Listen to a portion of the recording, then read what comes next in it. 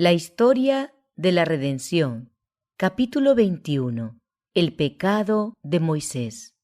La congregación de Israel se encontró otra vez en medio del desierto, en el mismo lugar donde Dios la probó poco después de su salida de Egipto.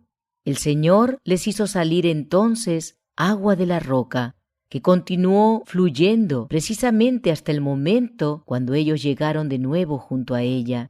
Y el Señor ordenó que esa fuente viva dejara de fluir, para examinarlos una vez más, a fin de ver si soportarían la prueba de su fe o si nuevamente se quejarían de él. Cuando los hebreos se sintieron sedientos y no pudieron encontrar más agua, se impacientaron y no recordaron el poder de Dios, que les había sacado agua de la roca cerca de 40 años antes. En lugar de confiar en el Señor, se quejaron de Moisés y Aarón y les dijeron: «Ojalá hubiéramos muerto cuando perecieron nuestros hermanos delante de Jehová». Es decir, deseaban encontrarse entre los que fueron destruidos por la plaga que cayó como resultado de la rebelión de Coré, Datán y Abirán. Clamaron de este modo en medio de su ira: «¿Por qué hiciste venir la congregación de Jehová a este desierto, para que muramos aquí nosotros y nuestras bestias? ¿Y por qué nos has hecho subir de Egipto para traernos a este mal lugar? No es lugar de sementeras, de higuera, de viñas y de granadas, ni aun de agua para beber». Y se fueron Moisés y Aarón delante de la congregación a la puerta del tabernáculo de reunión, y se postraron sobre sus rostros, y la gloria de Jehová apareció sobre ellos.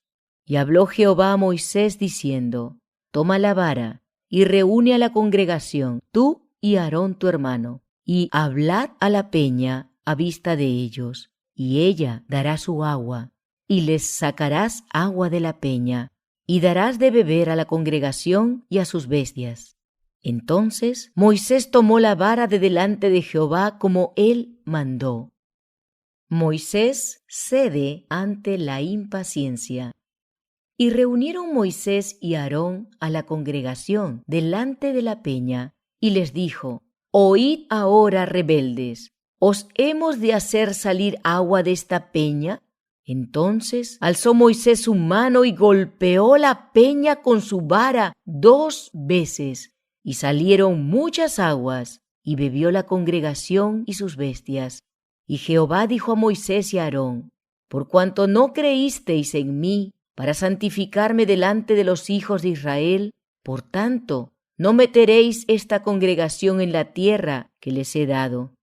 En esto Moisés pecó, se cansó de las constantes quejas de la gente contra él y los mandamientos de Dios. Tomó la vara y en lugar de hablar a la roca, como Dios había mandado, la golpeó 2 veces diciendo: «¿Os hemos de hacer salir agua de esta peña?». En esto habló precipitadamente con sus labios. No dijo: «Dios les va a dar ahora una nueva evidencia de su poder al sacar agua de esta roca». No adjudicó el poder y la gloria a Dios por el agua que salió de la peña, y por eso mismo no lo glorificó delante de la gente. Por causa de esta falla de Moisés, Dios no le permitió que condujera al pueblo a la tierra prometida. La necesidad de la manifestación del poder de Dios invistió de gran solemnidad esa ocasión, y Moisés y Aarón debieran haberla aprovechado para causar una impresión favorable sobre el pueblo. Pero Moisés estaba excitado, impaciente y enojado con la gente por causa de sus quejas, y dijo: «Oíd ahora, rebeldes, ¿os hemos de hacer salir aguas de esta peña?». Al expresarse de esa manera, admitió virtualmente que la queja de Israel era correcta cuando le adjudicaban a él la salida del pueblo de Dios de Egipto.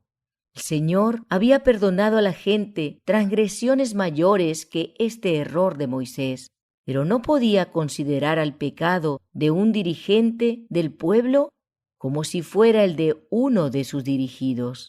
No podía excusar el pecado de Moisés y permitirle entrar en la tierra prometida.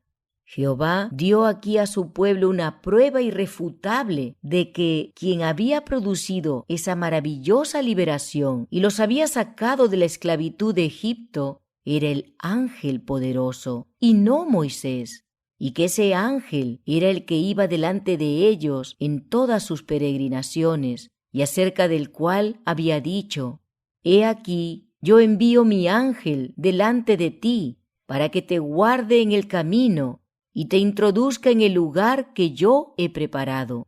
Guárdate delante de él, y oye su voz. No le seas rebelde, porque él no perdonará vuestra rebelión, porque mi nombre está en él. Moisés se adjudicó la gloria que pertenecía a Dios y obligó al Señor a hacer algo en este caso que convenciera para siempre al rebelde Israel que no era Moisés quien los había sacado de Egipto, sino Dios mismo. El Altísimo había encargado a Moisés la dirección de su pueblo, mientras el poderoso ángel iba delante de ellos en todas sus jornadas y los conducía en todas sus peregrinaciones. Puesto que estaban tan inclinados a olvidar que el Señor los conducía por medio de su ángel y a acreditar al hombre lo que solamente podía llevar a cabo el poder de Dios, los había probado para ver si le obedecerían o no. Pero cada vez que los sometió a prueba, fracasaron. En lugar de crecer y reconocer que el Señor les había señalado senderos con evidencias de su poder y con señales concluyentes de su cuidado y su amor, desconfiaron del Altísimo y adjudicaron a Moisés su salida de Egipto, acusándolo de ser la causa de todos sus desastres. Moisés había soportado su testarudez con notable paciencia. En una ocasión incluso amenazaron apedrearlo. Un duro castigo. Jehová iba a borrar para siempre esta impresión de sus mentes al prohibir a Moisés que entrara en la tierra prometida.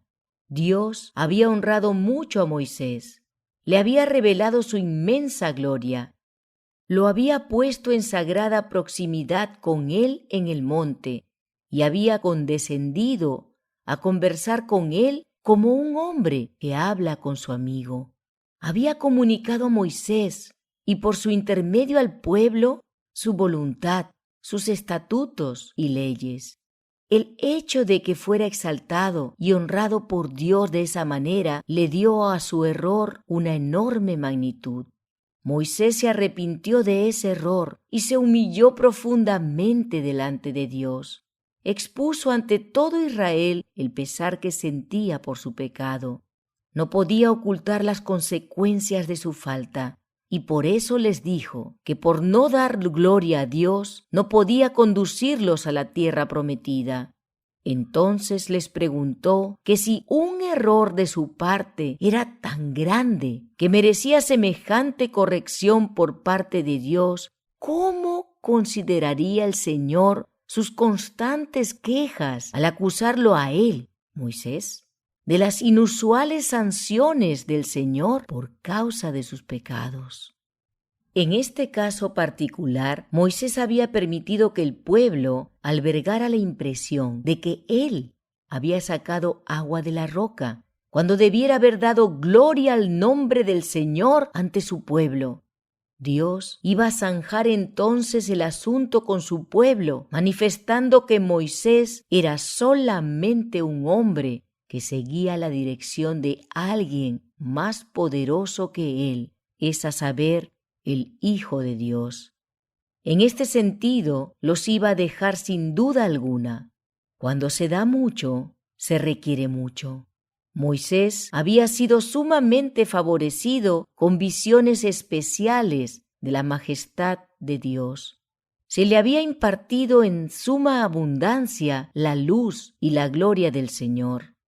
Su rostro había reflejado sobre el pueblo la gloria que el Altísimo había permitido que resplandeciera sobre él. Todos serán juzgados de acuerdo con los privilegios que hayan tenido y la luz y los beneficios que hayan recibido.